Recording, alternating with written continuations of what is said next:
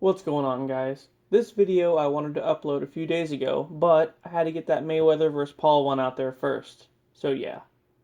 Anyway, so the Loki series debuted today, and I have some predictions as to what I think the show might have in store for us. Also, how it will tie into Multiverse of Madness and take the MCU in a whole new direction for Phase 4. So the Loki series will start off after the botched Tesseract heist in Avengers Endgame, with Loki escaping with the Tesseract.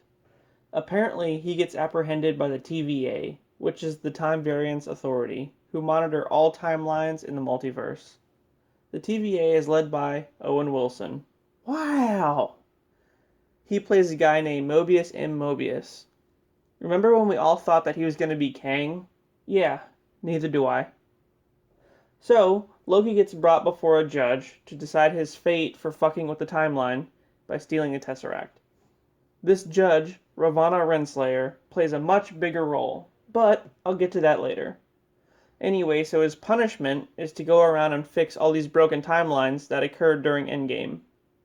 I mean, even if they got put back, I guess stealing the Infinity Stones still screwed things up somehow. There are hints at universes with alternate Avengers, even one where they lost, which is basically just a wasteland. This will tie into Doctor Strange and the Multiverse of Madness in that, well, that film will be about the multiverse, including a bunch of alternate timelines which Doctor Strange has to deal with. I guess in part of Loki fucking them up, and of course, so did Wanda, with her ability to create new realities, and the whole situation with WandaVision. With that being said, I don't think Loki will appear in Doctor Strange 2. In this series, like I said, we will see alternate versions of Avengers, probably paying tribute to some that we saw in the comics. Maybe like a female Iron Man, or like a different Captain America. But back to the judge. Ravonna Renslayer is directly tied to a certain Marvel villain. She's actually his love interest, and they share a love-hate relationship throughout the comics. I'm talking about Kang the Conqueror.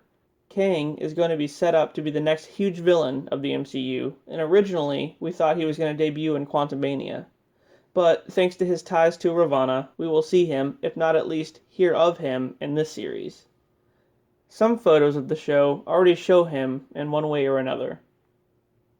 So if you don't know, Kang is a time traveler from the future. He's actually a descendant of Reed Richards. So maybe introducing him will lead us into the Fantastic Four movie. One can only hope. Ultimately, I will say that Loki will not only introduce us to the multiverse, but introduce us to Kang and set up the remainder of Phase 4 and maybe even lead into Phase 5. I mean, if we see Kang here and in Quantumania, then I can only assume he will get taken down in the next big Avengers movie. But in order to do that, they'll need to finish the rest of Phase 4. Well, what do you guys think? Normally I would say I can't wait to see this, but it's literally out right now. So let's just go watch it, and I'll see you on the review.